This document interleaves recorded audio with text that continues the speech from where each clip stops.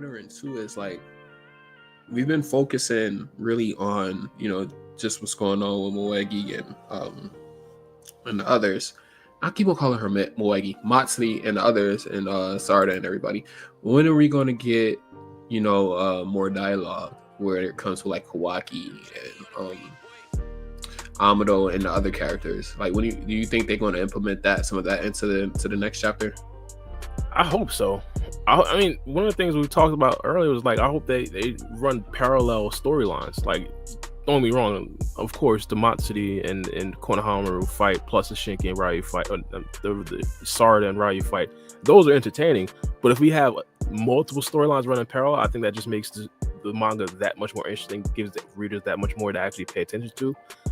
So yeah, I mean, I'm hoping that actually does happen. And of course, as a Kawaki fan, of course, I want to see my guy get his limiters removed. One of the other possibilities is that, of course, Sarada loses and Konohamaru just does Konohamaru things, and Kawaki ends up actually on the battlefield. Now, if that happens with the limiters or without the limiters, we have absolutely no idea. But regardless, if that actually does happen, of course, that storyline is going to come into play as well.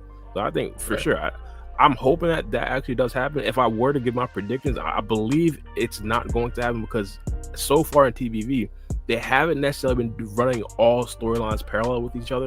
For example, I remember there was one time where Boruto just wasn't. There was, of course, Boruto and what's called Kashin Koji. They were in like that other dimension. Of course, they came back in a storyline, and still to this day, like every single chapter, they're not going to make their appearances. I wish they would. I wish they would have at least like 2 to 3 pages, just them dialoguing about what's happening. Of course, their stresses and fears, but they just don't necessarily do that every single chapter. And that could be with Kawaki. They might just save that for after this arc. And they probably have that be like the other storyline running alongside the running alongside the bug Shinju going at Ada and Damon. I agree with you, Bar. I agree with mostly what you're saying. I don't think they will bring it up, at least the storyline of Kawaki and Amado within the next chapter. I think that little introduction we had at the start of this Sand Village arc where, Kawaki, Amado, and Sumire in the lab and stuff, that was just the introduction, just to let us know, okay, this is what's going on. But now just to shift our attentions over to whatever we have going down with Ryu and Matsuri and then the gang. But I believe, if I were to say what I think, they might just do the classic, like they showed us what was happening at the beginning. And I believe by the end of this fight, maybe after Ryu gets the brakes beat off of him, or by the time they start jumping Matsuri all together as a team, we might see Kawaki post-limiters removed, or probably towards the end of the arc after everything is done. Maybe something crazy might happen, so crazy that we end up forgetting about it.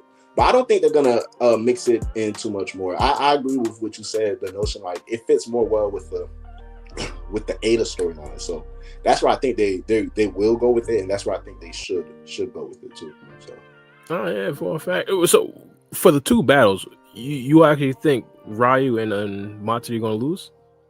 Well, I can't say with my whole chest Ryu and Matsuri, but I can say with my whole chest, I do believe that. Oh, I was just gonna not say anything, but go ahead. Well, no, wait, what happened? I said your whole chest. Yeah, that shit was kind of funny.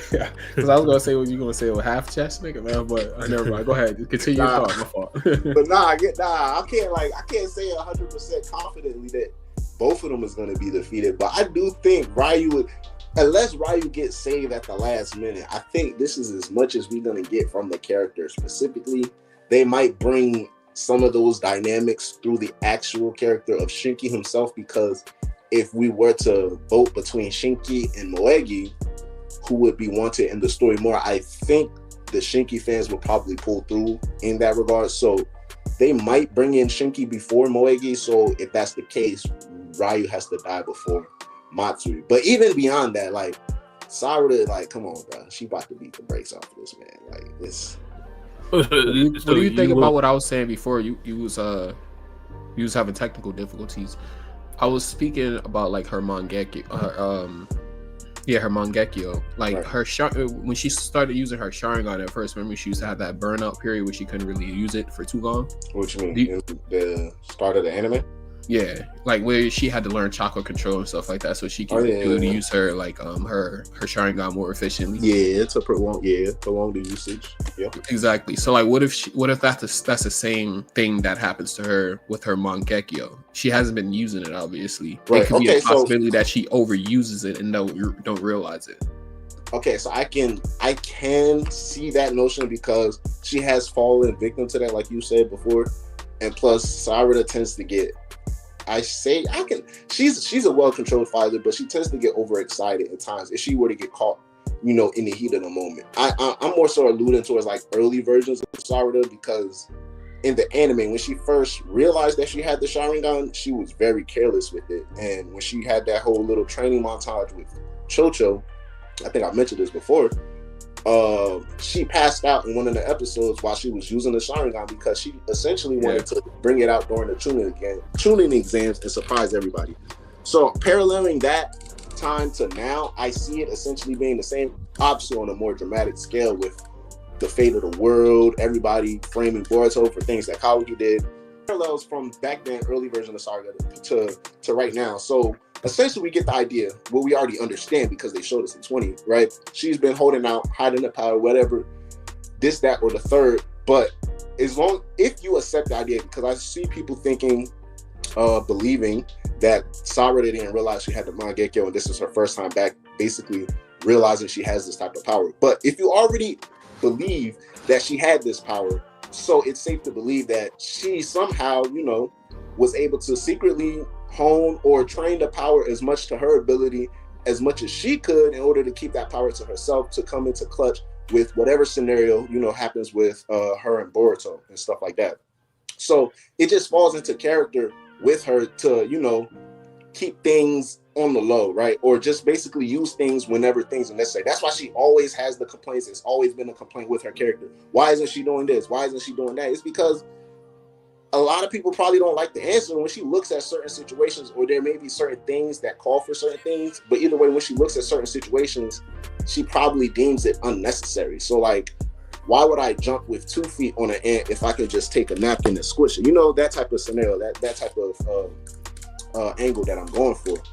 But all in all, it's really that type of senses that I see it with her Mangekyo, and specifically speaking within this chapter, as far as like her, quote unquote holding it back or just not whipping it out until now. I don't think she's gonna overuse her. She might if she falls victim to her past ways, but I don't think she would overuse it. But if Ryu doesn't get defeated, and that's a huge if, it would be because like her power fails her like at the last second. Like she's still gonna put the brakes on it though. I could understand that. The only thing I would say is that early Sarada, she wasn't using her Sharingan during times where I thought she should have. But I do understand the fact that she did realize that she was kind of overusing her Sharingan, and also the fact that in chapter 20 they made it a point that Sarada was actually holding back. So I think that right there, that argument does have some merit. The only thing I would question though, like if she was like actually like withholding her Mangekyo Sharingan, does she have like a lot of practice with it? Like has she even training with it? Like has she had actual live fights with it? I don't know. That's what I'm saying. Like I was always under the assumption that either she didn't realize she had that power, or like she just didn't know how to manifest it, because like if they was alluding, like people was alluding that Yodo like